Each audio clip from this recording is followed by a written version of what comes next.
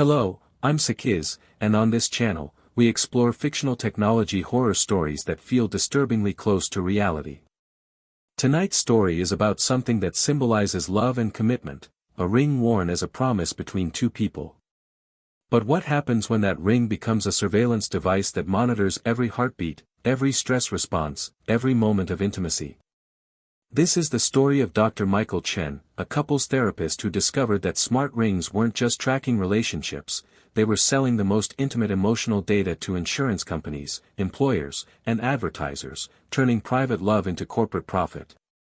This story explores the terrifying possibility of romantic relationships being quantified, monitored, and commodified without consent, where every argument and every moment of affection becomes data to be bought and sold. While completely fictional, it raises urgent questions about the biometric devices we wear and what they're really measuring when they promise to improve our relationships. Are you ready to question what your wearable devices are selling? Let's begin. Dr. Michael Chen had been a couples therapist in San Francisco for 14 years. He'd helped hundreds of couples navigate conflicts, rebuild trust, and strengthen their relationships. He thought he'd seen every type of relationship crisis. But in March 2024, he started noticing something unusual. The first case was Amanda and David Martinez. Married for 6 years, no major conflicts, good communication patterns. They came to therapy because, as Amanda put it, we feel like we're failing, but we don't know why. What makes you feel that way? Michael asked. David held up his hand, showing a sleek silver ring with subtle LED indicators. Our SoulMate rings. The compatibility score has been dropping for 3 months. We started at 89%, now we're at 71%. The app keeps sending notifications about relationship health decline. Amanda showed her matching ring. We're not fighting more. We're not unhappy. But the data says something is wrong. So, something must be wrong, right? Michael had heard of SoulMate rings, wearable devices that monitored heart rate, stress levels, skin temperature, and other biometrics, then used AI to generate relationship compatibility scores. They were marketed as tools to help couples understand their emotional patterns and improve their connection. How do you feel about each other, setting aside what the ring says? Michael asked. They looked at each other. We love each other, David said. But the score? The score makes us question everything, Amanda finished. Every little disagreement, we check the app. Every good moment, we check if the score went up. We're obsessed with the number. Michael noted this as a case of technology-induced anxiety. He worked with them to focus on actual relationship quality rather than algorithmic assessments. 2 weeks later, another couple arrived. Jennifer and Marcus Williams. Same issue, declining SoulMate ring scores causing anxiety about an otherwise healthy relationship. Then another couple. Sarah and Tom Chen. Then Rachel and Robert Torres. By April, Michael had seen 12 couples, all in crisis over smart ring compatibility scores. All wearing SoulMate rings. All showing declining scores despite having fundamentally sound relationships. All experiencing anxiety, doubt, and performance pressure trying to fix metrics they didn't understand. Michael started asking more detailed questions. What data did the rings collect? Where did that data go? Who had access to it? None of the couples knew. They'd all accepted the default privacy settings without reading the terms of service. Michael had a growing suspicion that something was very wrong with these rings. But he had no idea how deep the problem went until he met with Dr. Lisa Park, a data privacy researcher he'd collaborated with on previous cases. I need you to analyze one of these rings, Michael told her, handing over a SoulMate ring that David Martinez had agreed to let them examine. I think they're doing more than just tracking biometrics. What Dr. Park discovered would reveal a conspiracy that went far beyond relationship monitoring. Dr. Lisa Park spent 3 days reverse engineering the SoulMate ring's software and analyzing its data transmissions. When she called Michael to share her findings, her voice was tight with anger. Michael, these rings aren't just relationship monitors.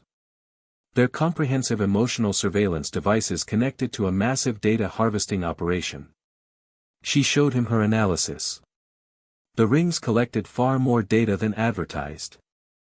Heart rate variability during conversation, stress hormone indicators during conflicts, physical proximity patterns throughout the day, sleep quality and shared sleep patterns, voice stress analysis when near the paired, ring location data showing time spent together versus apart, even subtle skin temperature changes indicating emotional arousal. That's invasive, but maybe expected for a relationship tracker. Michael said. That's just what they collect. Here's what they do with it. Dr. Park pulled up network traffic logs. Every ring transmits encrypted data packages every 6 hours to SoulMate servers. But it doesn't stay there. Look at these data sharing agreements buried in the terms of service. She showed Michael a document that made his blood run cold. SoulMate Technologies had partnerships with insurance companies, receiving relationship stability indicators to adjust life insurance premiums and assess health risks.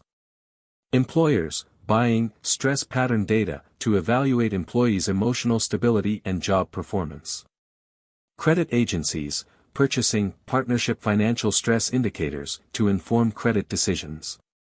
Pharmaceutical companies, accessing emotional health markers to target advertising for anxiety medications and relationship counseling services.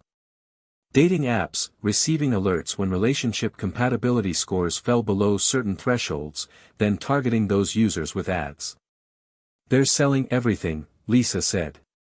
Every argument, every stress response, every moment of declining affection. Your client's most intimate emotional data is being packaged and sold to dozens of companies without meaningful consent. Michael felt sick. The couples think they're getting relationship advice. They have no idea they're being surveilled and monetized. It gets worse, Lisa continued. She pulled up more analysis. The compatibility scores aren't objective measurements. They're manipulated. Look at this algorithm. She showed him code from the Ring's AI system. The scores are designed to trend downward over time, creating anxiety and perceived relationship problems. This triggers more frequent app engagement as couples obsessively check their scores. And here's the really evil part. She highlighted a section of code. SoulMate has partnerships with marriage counseling services, relationship coaching programs, and couples therapy apps. When compatibility scores drop below 75%, the app starts suggesting these paid services.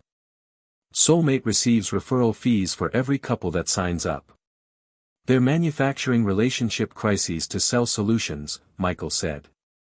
Exactly. And they're doing it with 23 couples in your practice alone. How many couples nationwide are being manipulated this way? Michael checked SoulMate's sales data. Over 500,000 rings sold in the past 18 months. At least 250,000 couples wearing these devices, having their relationships monitored, scored, and commodified without understanding the full scope of the surveillance. We have to expose this, Michael said. Michael and Lisa began documenting everything. They contacted some of Michael's clients who agreed to let them access their SoulMate account data and review what information had been collected and shared. What they found was even more extensive than Lisa's initial analysis suggested. Amanda Martinez's data showed that her stress levels during work calls had been flagged and sold to her employer's HR department, contributing to her being passed over for a promotion because the company deemed her emotionally volatile. David Martinez's heart rate patterns during disagreements had been sold to their health insurance company, which had raised their premiums, citing chronic stress indicators suggesting elevated health risks.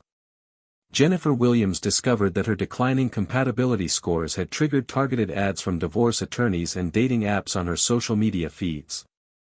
Marcus Williams found that his relationship stress data had been shared with credit agencies, lowering his credit score because unstable partnership dynamics indicated potential financial unreliability. The data wasn't just being collected, it was being weaponized against the couples in every aspect of their lives. Michael contacted other therapists and discovered he wasn't alone. Therapists across the country were seeing the same pattern.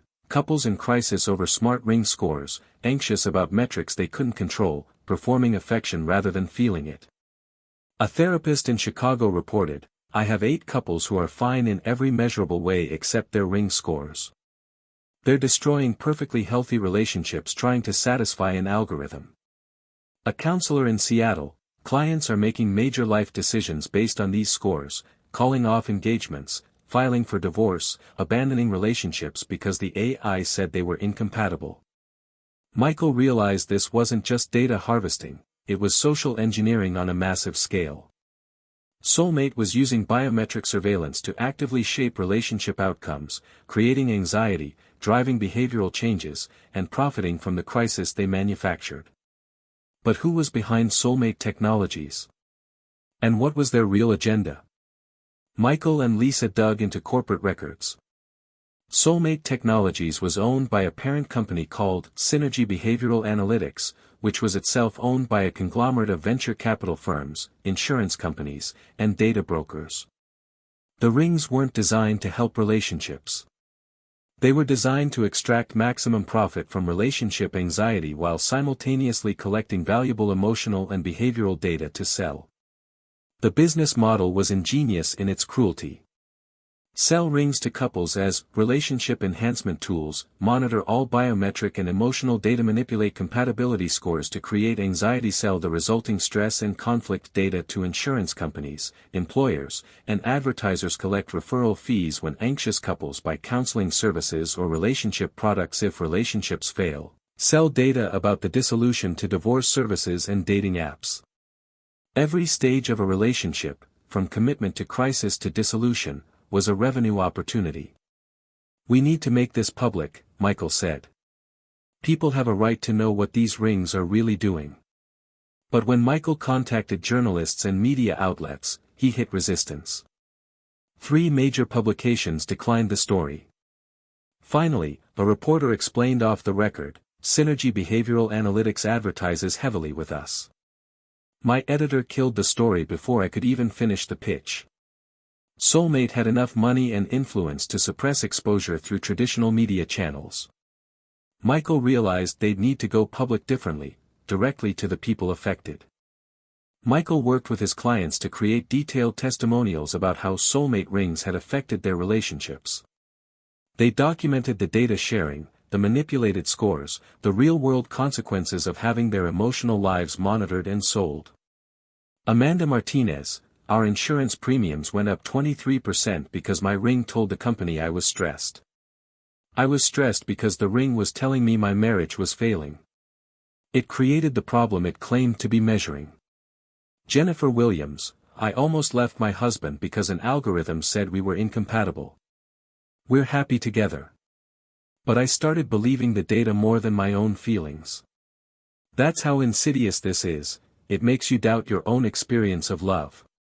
Dr. Lisa Park prepared a technical breakdown showing exactly what data was collected, where it went, and how much money SoulMate made selling couples intimate emotional information. They posted everything on social media simultaneously: testimonials, data analysis, corporate connection diagrams, and the manipulated algorithm code. The response was immediate and explosive. Within hours, thousands of SoulMate users were commenting with their own experiences. "Our scores dropped right before an ad appeared for couples counseling. Now I know why. My boss mentioned my relationship instability during my performance review. I never told anyone at work about my marriage issues. The ring told them. I paid $3,000 for relationship coaching because the ring said we needed help. We were fine. We just needed to stop checking the score." Major news outlets could no longer ignore the story. The viral social media reaction forced coverage.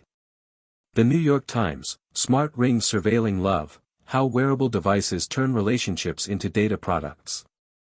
The Washington Post, "The algorithm said their marriage was failing. They were wrong to believe it." CNN ran a week-long investigation into Synergy Behavioral Analytics data practices. Consumer advocacy groups filed complaints with the FTC about deceptive marketing and inadequate privacy disclosures. Class action lawsuits were filed representing 500,000 Ring users whose emotional data had been collected and sold without informed consent. Privacy advocates called for federal legislation regulating biometric emotional surveillance. SoulMate's initial response was defensive. Our technology helps couples understand relationship patterns through objective data analysis. Users consent to our data practices through our terms of service. But investigators examining those terms of service found the language deliberately obscure. The actual scope of data sharing was buried in paragraph 47 of section 12, written in legal language that made the surveillance sound like routine analytics. Whistleblowers from inside SoulMate started coming forward. One former data scientist revealed internal emails showing executives discussing how to optimize score decline curves to maximize therapy referral conversions. Another whistleblower shared recordings of meetings where executives celebrated their emotional data marketplace, generating higher margins than any previous consumer wearable category. The evidence was undeniable. SoulMate had deliberately designed their rings to create relationship anxiety as a profit center while secretly monetizing the most intimate aspects of users' emotional lives. The CEO of Synergy Behavioral Analytics, Dr. Nathan Morrison, and 4 other executives were arrested on charges of fraud, wiretap violations, deceptive business practices, and unlawful surveillance. The trial became a landmark case in privacy law and relationship commodification. Prosecutors argued that SoulMate had committed an unprecedented violation, weaponizing intimacy monitoring for profit while deceiving users about the true purpose and scope of surveillance. These defendants didn't just collect data, the prosecutor stated in her opening argument. They manufactured emotional crises in hundreds of thousands of relationships. They turned arguments into products, stress into profit, and love into a commodity to be traded. They made couples doubt their own feelings and trust an algorithm instead. And they did it all in secret, behind terms of service designed to obscure rather than inform. The defense tried to argue that users had consented and that biometric monitoring was becoming standard in wearable technology. But the prosecution presented devastating testimony. Dr. Michael Chen described couples whose healthy relationships had been damaged by manufactured anxiety from manipulated scores. Amanda Martinez testified about her insurance premiums increasing and promotion denial based on stress data she never knew was being shared. Dr. Lisa Park explained the deliberate algorithm manipulation designed to create declining scores and drive users toward paid services. Former SoulMate employees testified about internal discussions explicitly acknowledging that the rings were designed to create rather than solve relationship problems. "We knew the scores were manipulated," one engineer testified. In meetings, executives would say things like, "We need more couples in the anxiety zone," because that's when they bought counseling services and checked the app more frequently. The whole system was designed to make people feel like their relationships were failing.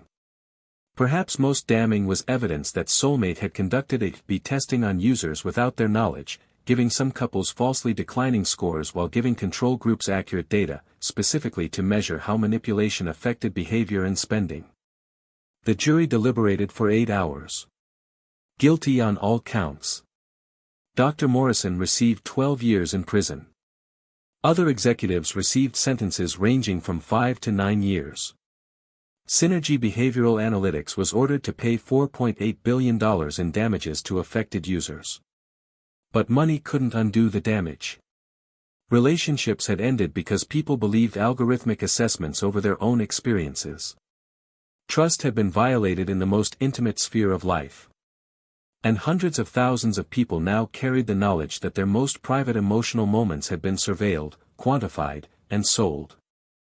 The SoulMate scandal exposed a disturbing trend in wearable technology. Devices marketed as tools for self-improvement were actually surveillance systems designed to extract and monetize intimate personal data. Post-scandal investigations by privacy advocates found similar practices in other relationship and wellness wearables. Intimacy tracking, apps that monitored sexual activity and sold data to pharmaceutical companies. Emotional wellness, rings that shared mental health indicators with employers. Couples connection, bracelets that sent relationship data to dating app competitors. Mood monitoring, necklaces that sold anxiety data to insurance companies. The pattern was consistent: companies promising to help people improve their lives while secretly treating their most vulnerable emotional data as a product to be sold.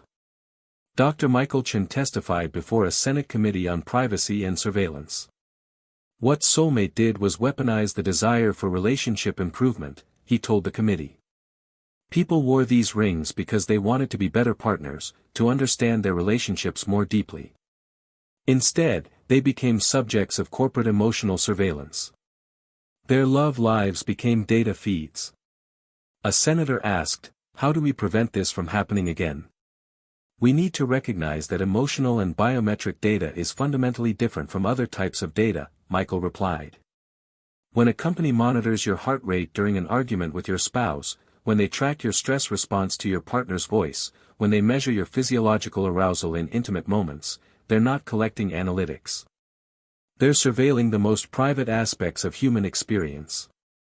And that data, once collected, can never be truly deleted. New regulations were proposed.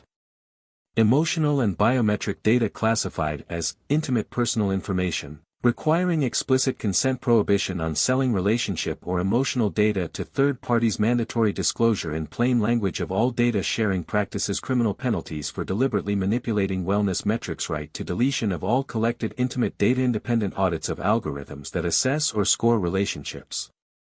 But enforcement remained challenging. Many companies simply moved operations overseas or restructured their data practices to technically comply while continuing invasive surveillance through loopholes. Dr. Lisa Park founded a watchdog organization monitoring relationship tech and wellness wearables.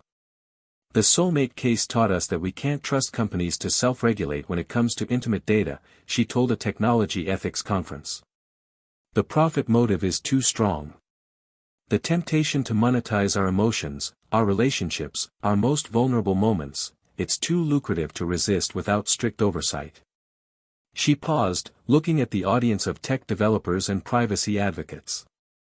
Every wearable device that promises to understand you better or improve your relationships or optimize your emotional health should be viewed with extreme skepticism. Ask, what data is it collecting that I can't see? Where is that data going? Who profits from knowing my heart rate when I kiss my partner, my stress level when I argue, my arousal patterns, my emotional vulnerabilities? The questions resonated because everyone in the audience wore some form of tracking device. The difference was awareness, knowing what might be measured, sold, and used. Michael continued working with couples affected by SoulMate, helping them rebuild trust in their own emotional experiences rather than algorithmic assessments.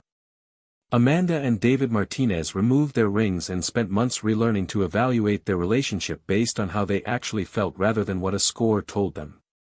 "It's harder than it sounds," Amanda told Michael during a session.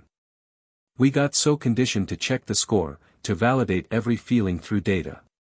Now we have to trust ourselves again. Trust that when David says he loves me, it's real, not because a number confirms it, but because I know him, because I can see it in his actions, because I feel it." David nodded. The rings made us perform love instead of live it. Every affectionate gesture became strategic. Will this raise our score? Every disagreement became catastrophic. Will this lower our percentage? We forgot how to just be together. They weren't alone. Many couples described similar experiences: the anxiety of constant quantification, the pressure to optimize every interaction, the erosion of authentic emotional expression under the weight of surveillance. Some relationships didn't survive. Not because they were fundamentally incompatible, but because the damage from surveillance-induced anxiety had gone too deep. Trust had been violated not by partners, but by technology, and rebuilding that trust proved impossible. Jennifer Williams and her husband Marcus separated, despite both acknowledging their relationship had been healthy before the rings. "We'll always wonder if we would have made it without the interference," Jennifer said. That uncertainty is its own kind of tragedy. The psychological impact was severe.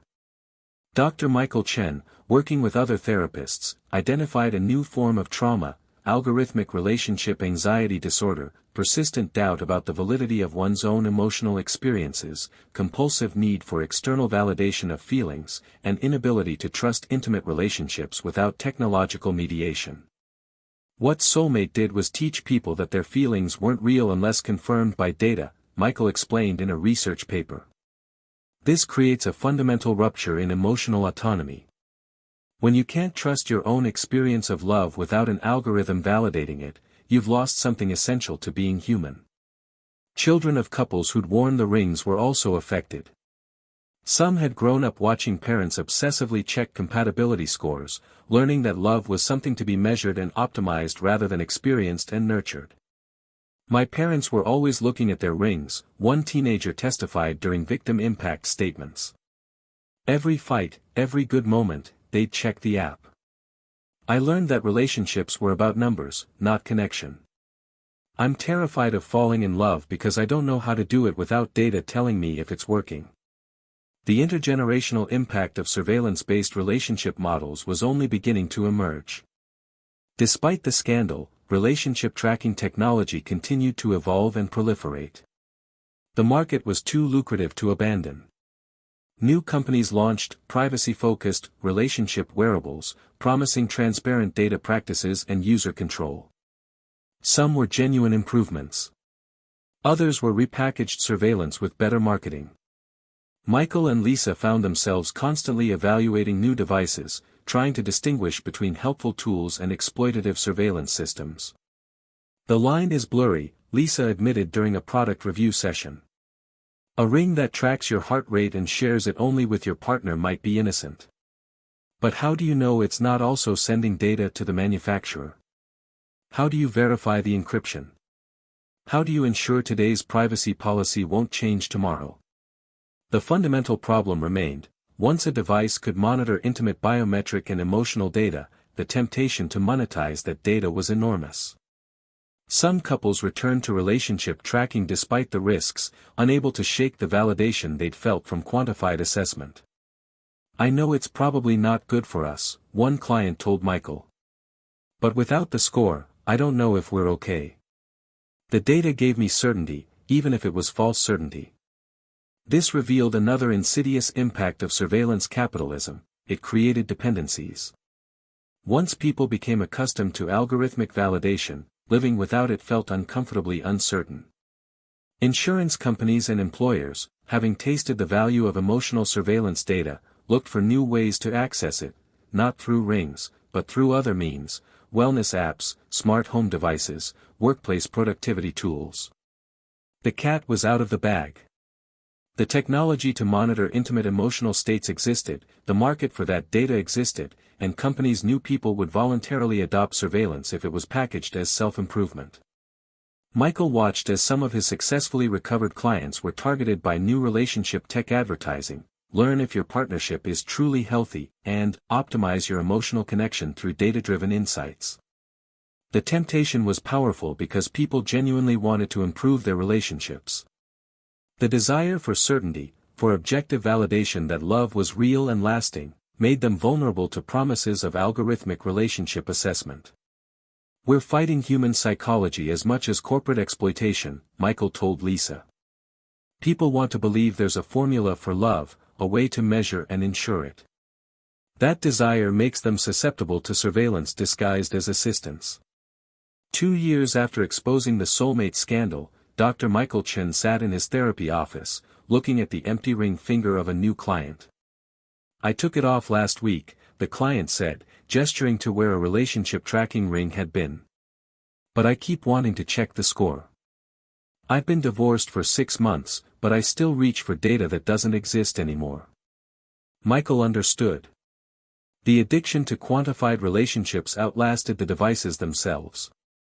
He'd spent the years since the scandal helping couples rediscover emotional autonomy, the ability to know what they felt without external validation, to trust their experiences without algorithmic confirmation. It's remarkable how quickly we lost that, Michael reflected during an interview for a documentary about the case. Humans have been having relationships for millennia without data. We knew how to read emotional cues, to communicate, to build intimacy. Then we gave that away to algorithms in just a few years. We let technology convince us that our own experiences weren't valid unless confirmed by sensors and AI. The interviewer asked, "Do you think relationship tracking technology is inherently harmful?" Michael considered carefully. "I think any technology that monitors intimate emotional states carries inherent risks. Even with perfect privacy protection and ethical companies, there's something fundamentally problematic about quantifying love. Relationships are messy, contradictory, complex. They can't be reduced to percentages. And when we try, we risk losing the authenticity that makes them meaningful." He paused. "But people will keep trying because uncertainty is uncomfortable. It's easier to trust a number than to trust your own feelings. Easier to blame an algorithm for relationship problems than to do the hard work of communication and compromise. Technology offers simple answers to complex emotional questions. That will always be appealing, even when it's dangerous." The interviewer pressed, "What should people do?" "Be skeptical of anything that promises to measure love," Michael said. "Your relationship's quality isn't data, it's how you feel when you wake up next to your partner, how they make you laugh, how you navigate difficulties together, how they see you at your worst and choose to stay. That can't be captured by heart rate monitors or stress sensors or compatibility algorithms." He looked at his own hands, bare of any tracking device. "The SoulMate rings taught us that when we outsource our emotional experiences to technology, we're not enhancing our relationships, we're surrendering them. And companies will always profit from that surrender because intimate data is the most valuable commodity in the surveillance economy." Michael's work continued, helping couples rebuild trust in their own emotions, teaching them to value authentic feeling over quantified assessment, showing them that love doesn't need to be measured to be real. But he knew the battle wasn't over. Every year brought new devices promising to optimize relationships through data. Every year, people voluntarily adopted surveillance because it came wrapped in the promise of improvement. "We're going to keep having this fight," Michael told his colleagues. "Every generation will have to learn again that some things shouldn't be measured, that some experiences are diminished by quantification, that love is one of those experiences." He remained vigilant, monitoring new relationship technologies, warning about surveillance risks, helping victims of emotional data exploitation. Because he'd learned a hard truth, in the age of surveillance capitalism, privacy wasn't just about protecting information. It was about protecting the human experiences, like love, that couldn't exist authentically under constant measurement.